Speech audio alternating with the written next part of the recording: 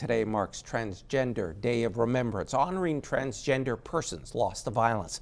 This week, we're featuring personal stories of longtime advocates who've worked to ensure trans voices are heard.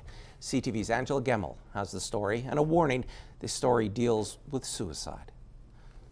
Rita OLink spent years struggling with thoughts she was the wrong gender. It wasn't until she was in her 50s she found relief.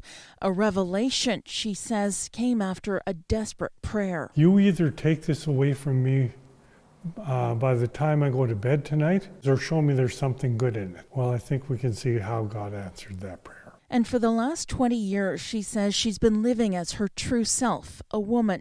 Early in her transition journey, she helped create TG Inner Cells, a peer support group for transgender persons across the Northeast, advocating for and supporting others.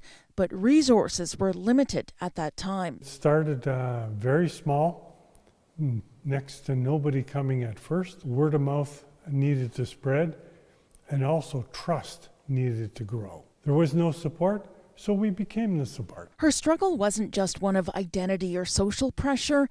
As a spiritual person, she lacked a safe space to practice her faith. After being shut out by her previous congregation, she found a church family at Grace United Church. For the past 14 years, it's been her spiritual safe space. They welcomed me in. I could attend either presenting as the male I used to present as, or come fully as myself with no restrictions. They were interested in my character and my integrity, not my presentation. Rita says that spirituality has helped her when she's faced thoughts of suicide. She knows she has a greater purpose and hope. But Rita thinks a lot about those in the transgender community who've died by suicide. What drove them to that? Society.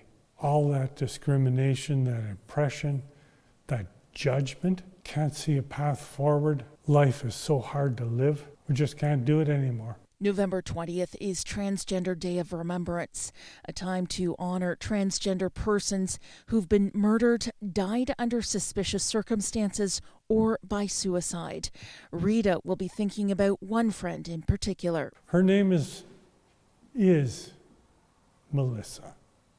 Not just was, is. Her spirit lives on. A vibrant, beautiful, fun person. She just couldn't take the discrimination anymore. Rita sees discrimination and oppression growing, saying it's seeping into Canada from across the border. What keeps me going is there's one other person out there that needs someone to stand up for them. I've been given the gift of being able to do that. It's a privilege. I want one other person to understand how wonderful they really are and to keep them away from becoming a statistic in the Transgender Day of Remembrance. To those struggling, Rita reminds them, you are real. You are valid. The only way you can become a complete, whole person is to live who you truly are. Angela Gemmell, CTV News, Sudbury.